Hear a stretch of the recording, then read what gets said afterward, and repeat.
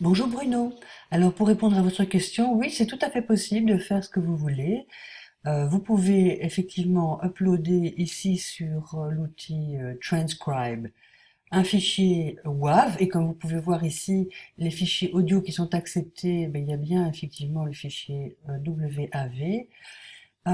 Et voilà comment je vous conseille de procéder. Vous allez d'abord ici dans Dictate, sur la petite flèche à droite, ouvrir et choisir votre langage. Donc le langage du fichier audio. Donc si c'est français, vous cliquez sur français.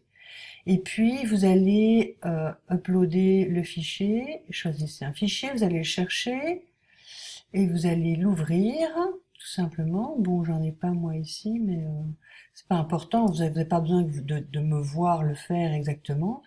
Et puis vous allez jouer, vous allez avoir un bouton play qui va apparaître, vous allez jouer le son du fichier. Mais juste avant de le jouer, vous allez cliquer sur Dictate.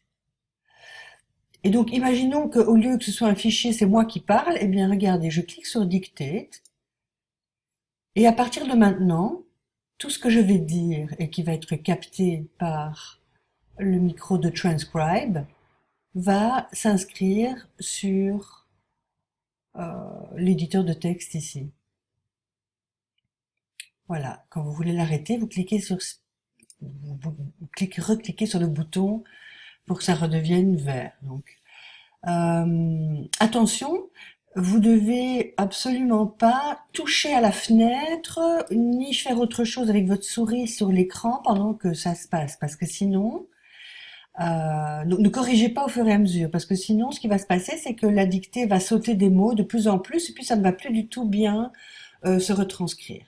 Donc voilà, il vous suffit de faire comme ça, et puis après, quand tout aura été bien retranscrit, eh bien, vous allez faire un copier-coller, le mettre dans un document Word ou un fichier texte comme vous voulez, vous allez le retravailler, corriger le français, les fautes d'orthographe et éventuellement. Voilà, tout simplement. Si vous voulez, en cours de route, mettre la pause sur le son parce que quelque chose se passe dans votre environnement et que vous êtes interrompu, vous faites simplement Escape. Vous utilisez en fait les raccourcis clavier qui sont indiqués ici. Voilà, si vous avez d'autres questions, n'hésitez pas. Au plaisir Bruno, au revoir.